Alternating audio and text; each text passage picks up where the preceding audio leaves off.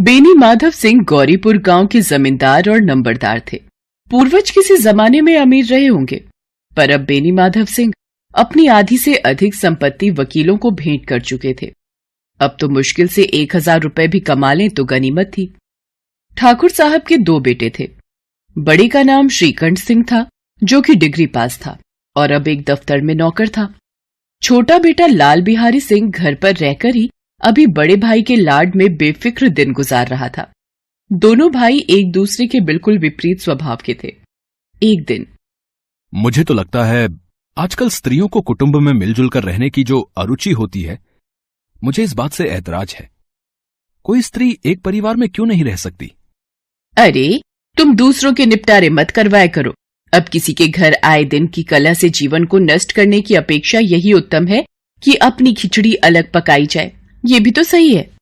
आनंदी एक अमीर परिवार की सुंदर और सुशील लड़की थी। सभी ऐशो आराम में पली बढ़ी थी, पर 7 बहनों में चौथे नंबर की थी। तीनों बहनों का विवाह तो काफी ले देकर हो गया, पर आनंदी के वक्त पिता ने थोड़ा हाथ खींच लिया।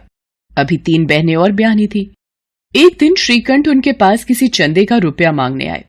भूप सिंह उनके स्वभाव पर रीझ गए और धूमधाम से श्रीकंठ सिंह का आनंदी के साथ ब्याह हो गया। आनंदी अपने ससुराल के रहन सहन में ढलने की कोशिश कर रही थी। एक दिन, भाभी, ये 2 चिड़िया लाया हूं, जल्दी से पका दो, बहुत भूख लगी है। मैं अभी आया। अरे ये तो बस 1 पाव ही घी है, ये सारा तो मांस बनाने में ही लग जाएगा। सारा ही डाल देती हूँ। अरे बन गया खाना, पर दाल में तो घी ही नहीं है। सारा घी मांस बनाने में ही पड़ गया। क्या? पर अभी तो परसों ही घी आया था, सारा निपटा दिया। तो क्या, 1 पाव ही तो था, इतना तो पड़ ही जाना था। देखो भाभी, मायके में तुम्हारे भले ही घी की नदियां बहती हों, पर यहाँ नहीं चलेगा ये सब। अरे तुम मेरे मायके की बात करते हो? मेरे मायके में तो 1 पाव घी रोजाना का घर के नौकर चाकर ही खा जाते हैं। देखो भाभी, अपने मायके की अमीरी की धौंस मत दिखाओ, वरना मुझसे बुरा कोई ना होगा। क्या कर लोगे देवर जी? जी तो चाहता है तुम्हारी जुबान खींच लूं।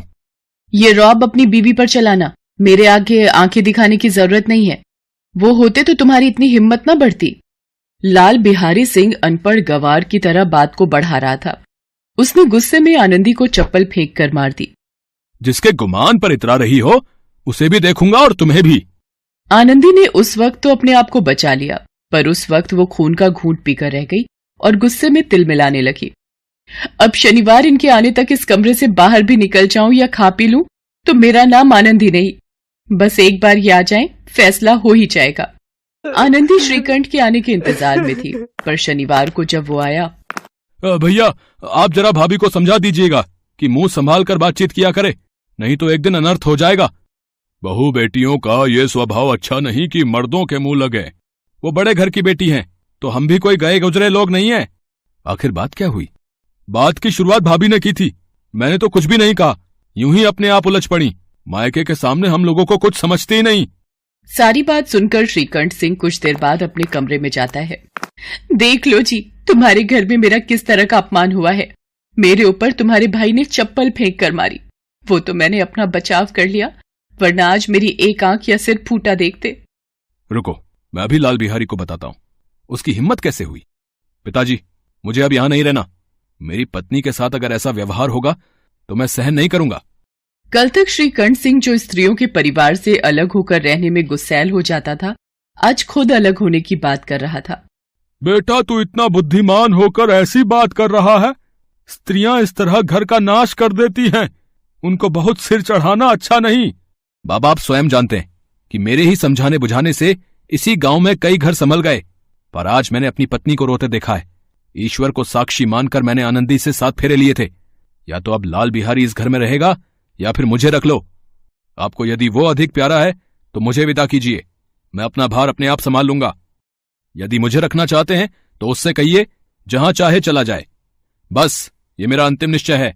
बेटा, तू भी कैसी बच्चों सी बातें कर रहा है? वो तेरा छोटा भाई है, इस तरह से तुम कैसे अलग हो जाओगे? लाल बिहारी सिंह ये सब खड़ा सुन रहा होता है। वो श्रीकंठ सिंह का बहुत आदर करता था। श्रीकंठ का उस पर हार्दिक स्नेह था। जब वो इलाहाबाद से आता तो उसके लिए कोई न कोई वस्तु अवश्य लाता। भाई के स्नेह भरे पलों को याद कर और भाई के मुंह से आज ऐसी दिल दुखाने वाली बात सुनकर लाल बिहारी को बड़ी ग्लानि हुई। वो फूट फूट कर रोने लगा। भाभी, भैया ने निश्चय किया है कि वो मेरे साथ इस घर में न रहेंगे। अब वो मेरा मुंह नहीं देखना चाहते, इसलिए अब मैं जाता हूं। उन्हें फिर मुंह न दिखाऊंगा। मुझसे जो अपराध हुआ उसे क्षमा करना। इतनी बड़ी सजा तो मैंने नहीं सोची थी देवर जी के लिए। मुझे ही वापस सब ठीक करना होगा। सुनिए, देवर जी घर छोड़कर जा रहे हैं। अगर आज वो चले गए तो दुनिया यही कहेगी दोनों भाइयों में मैंने ही फूट डलवा दी। देवर जी रुक जाओ, मैं तुम पर बिल्कुल भी गुस्सा नहीं हूं। सुनो जी, रोक लो। जब तक भैया मुझसे गिले शिकवे न मिटा ले मैं नहीं रुकूंगा। लाल बिहारी सिंह रोने लगा। अब श्रीकंठ का हृदय भी पिघला। उन्होंने बाहर आकर लाल बिहारी को गले लगा लिया। दोनों भाई खूब फूट फूट कर रोए। भैया, अब कभी मत कहना कि तुम्हारा मुंह न देखूंगा। इसके सिवा आप जो दंड देंगे मैं सहर्ष स्वीकार करूंगा। लल्लू, इन बातों को बिल्कुल भूल जाओ। ईश्वर चाहेगा तो फिर ऐसा अवसर नहीं आएगा। बेनी माधव सिंह दोनों भाइयों को गले मिलते देखकर बहुत खुश होते हैं। बड़े घर की बेटियां ऐसी ही होती हैं, बिगड़ता हुआ काम बना लेती हैं। गांव में जिसने ये वृतांत सुना उसी ने इन शब्दों में आनंदी की उदारता को सराहा। आनंदी ने समझदारी से बड़े घर की बेटी, बड़े दिल वाली होने का परिचय जो दिया था।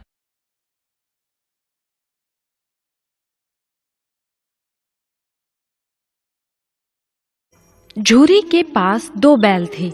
उनके नाम थे हीरा और मोती। दोनों में बहुत प्यार था।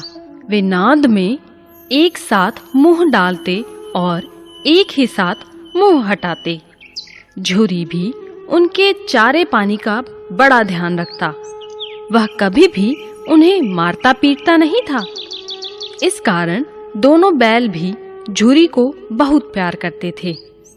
एक बार झूरी की पत्नी का भाई गया दोनों बैलों को अपने साथ गांव ले जाने लगा।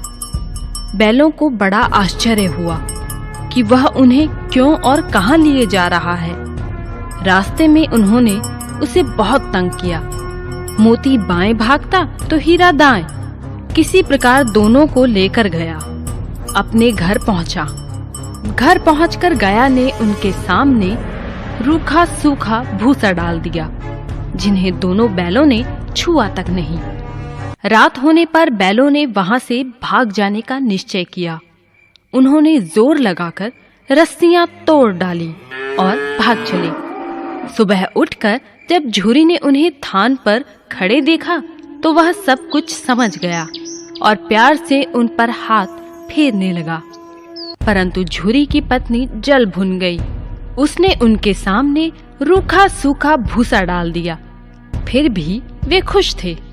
अगले दिन गया फिर आया। इस बार वह बैलों को गाड़ी में जोत कर ले चला। रास्ते में मोती की इच्छा हुई कि गाड़ी गड्ढे में ढकेल दे, पर हीरा समझदार था। उसने गाड़ी संभाल ली और जैसे तैसे गया के घर पहुंचे। अब गया ने उनसे बहुत सख्त काम लेना शुरू कर दिया। वह उन्हें दिन भर हल में जोतता और जब तब उन्हें मारता पीटता। वे लाचार निगाहों से एक दूसरे को देखते। गया के घर में एक छोटी लड़की रहती थी। वह बैलों की दुर्दशा देखती तो उसे बहुत बुरा लगता। वह रात को चुपके से उन्हें रोटी खिलाती। दोनों बैल उसके प्यार के आगे अपमान और मार भूल जाते। एक दिन मोती रस्सी तोड़ने का प्रयास कर रहा था कि वह लड़की वहां आई और उसने दोनों बैलों को खोल दिया। दोनों वहां से भाग निकले। थोड़ी देर बाद जब गया को पता चला तो वह भी उनके पीछे दौड़ा, पर उन्हें पकड़ ना सका। अब हीरा और मोती आजाद थे। रास्ते में उन्हें एक सांड मिला। वह उनकी ओर लपका तो हीरा मोती के होश उड़ गए। भागना बेकार था, इसीलिए दोनों ने साहस से काम लिया। सांड ने आकर हीरा पर वार किया तो मोती ने उस पर पीछे से सींगों से चोट की। सांड घबराया। वह किसी एक को तो मारकर कचूमर निकाल देता, पर यहाँ तो 2 थे।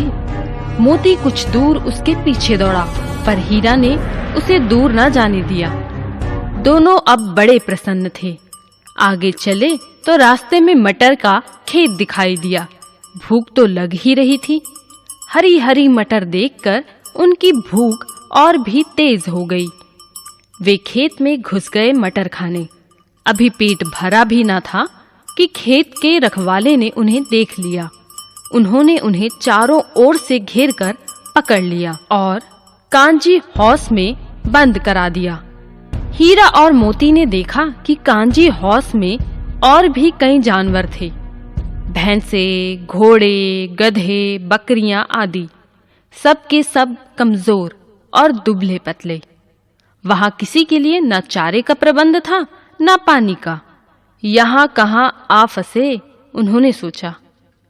रात हुई। मोती ने हीरा से कहा, अगर दीवार तोड़ दी जाए तो बाहर निकलना आसान हो जाएगा। उसने सींगों से दीवार गिराने का प्रयत्न किया। 2-4 चोटों में ही दीवार थोड़ी सी गिर गई। उसका उत्साह बढ़ा तो उसने और जोर से चोटें लगानी शुरू की। दीवार में रास्ता बनते ही पहले तो घोड़े भागे, फिर भैंसे और बकरियां। मोती ने गधों को भी सींग मार मार कर भगा दिया। उसने हीरा से भी भाग चलने को कहा, पर हीरा ने मना कर दिया। सुबह होने पर कांची हौस वालों ने देखा तो उन्हें बड़ा आश्चर्य हुआ। उन्होंने हीरा और मोती को नीलाम कर दिया। नीलामी में सबसे ऊंची बोली बोलकर एक व्यापारी उन्हें खरीद ले गया। उन दोनों को अपने गांव की ओर ले चला। मार खाते खाते और भूख सहते सहते दोनों बहुत कमजोर हो गए थे। उनकी हड्डियां निकल आई थी। भूख प्यास से व्याकुल बैलों में कुछ भी दम बाकी नहीं था। वे चुपचाप व्यापारी के साथ चलने लगे। रास्ता उन्हें जाना पहचाना लगा तो न जाने कहां से दम आ गया। वे दोनों तेजी से भागे, आगे आगे बैल, पीछे पीछे व्यापारी। पर जब तक वह उन्हें पकड़े तब तक दोनों बैल अपने घर पहुंच चुके थे। बैलों को वापस देखकर झूरी को बड़ी खुशी हुई। वह उनसे लिपट गया। इतने में व्यापारी भी वहां आ पहुंचा और उन्हें मांगने लगा। मोती ने आव देखा ना ताव, वह व्यापारी पर झपटा। व्यापारी जान बचाकर वहां से भागा। झूरी की पत्नी भी वहां आ गई और उसने दोनों बैलों के माथे चूम लिए। हमें जानवरों से भी प्यार करना चाहिए।